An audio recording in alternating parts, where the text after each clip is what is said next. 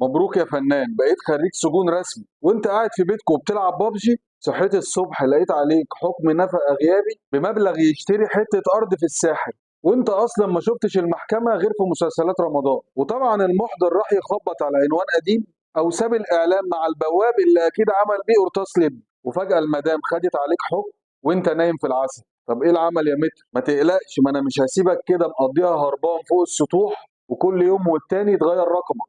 أول حاجة لازم تكون عارف إن الحكم ده مش نهاية العالم، يعني نقدر نعمل فيه معارضة أو استئناف على حسب هو صادر منين، وهنثبت للقاضي إنك لم تعلن قانونا، يعني ما كانش عندك علم بالحكم وما حضرتش أساسا في القضية، ولا حد قال لك حتى صباح الخير. وهنطلب إعادة النظر في المبلغ عشان القاضي أكيد كان حاسب الحسبة على أساس إنك مليونير، وإحنا هنثبت له بالأوراق إنك يا دوب بتكح تراب. ولو عندك مشكلة شبه دي أو اتدبست في حكم نفقة غيابي، سيب لي كومنت في الفيديو ده أو تواصل معايا من خلال الرقم اللي هيظهر لك دلوقتي عشان تعرف حقك بالقانون.